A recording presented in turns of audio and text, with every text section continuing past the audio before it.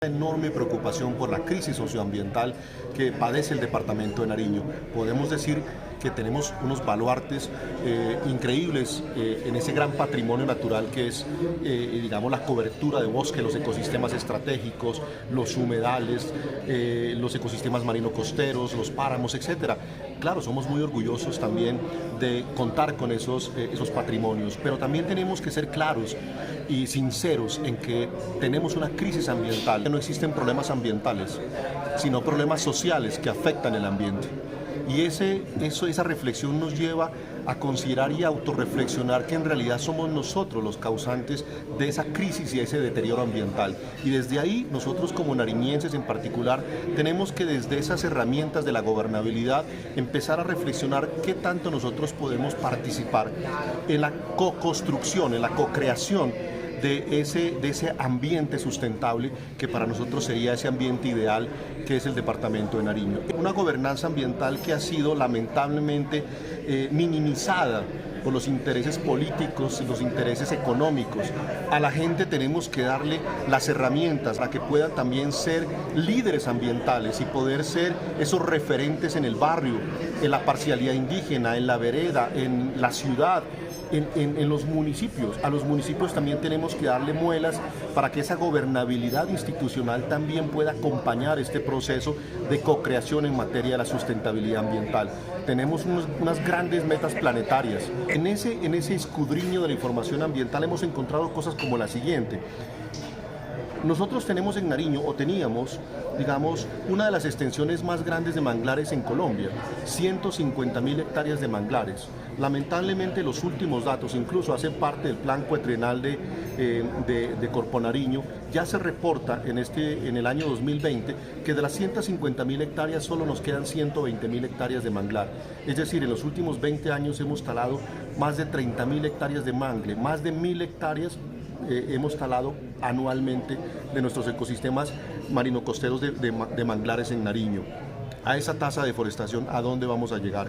Entendiendo que los manglares no solamente son una fuente de seguridad alimentaria para las comunidades indígenas, afro y las asentadas en la costa pacífica, sino también son una manera de mitigar ese cambio climático porque son una barrera de protección ante tsunamis, ante mareas, etc. Cifras, por ejemplo, los valles interandinos. Los valles interandinos, lo que llamamos las cuencas hidrográficas de los Andes nariñenses, lo que es el Alto Patía, lo que es el Juanambú, lo que es el Mayo, lo que es el Guaitara, ¿cierto? Si vemos las imágenes de satélite, vemos con desconcierto una realidad. Acumulativamente hemos transformado cerca de 600.000 hectáreas de ecosistemas naturales, donde vivimos más de 1 millón de habitantes y más de 50 municipios asentados en los Andes nariñenses.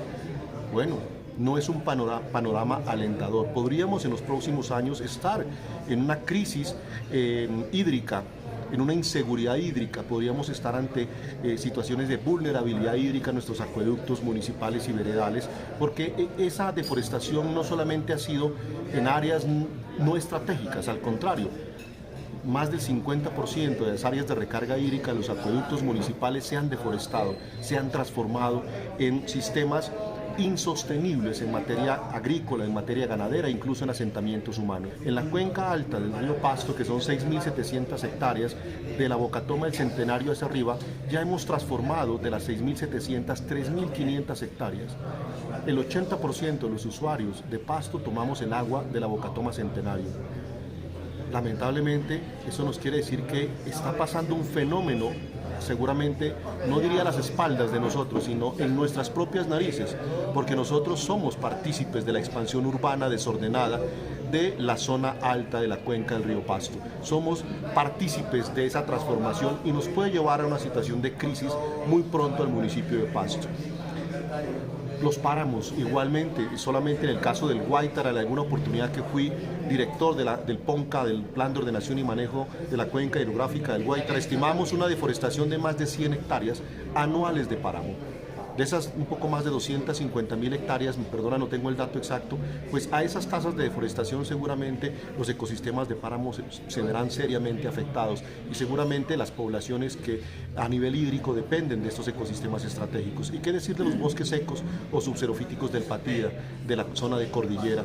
También lamentablemente han sufrido de las transformaciones producto de las mismas necesidades humanas, de las necesidades económicas. Es decir, el panorama en términos de Nariño es complejo. Mencionemos las 50.000 hectáreas que están en el municipio de Pasto, en la Amazonía colombiana. De esas 50.000 están aparentemente protegidas cerca de 40.000 hectáreas en la declaratoria del humedal Ramsar Laguna de la Cocha. Pero quiero darles solo un dato. En el plan de manejo del humedal Ramsar Laguna de la Cocha en el año 2011 se decía que de las 30.000 hectáreas de bosque primario solo quedaban 2.500 sin transformación. Hace 12 años.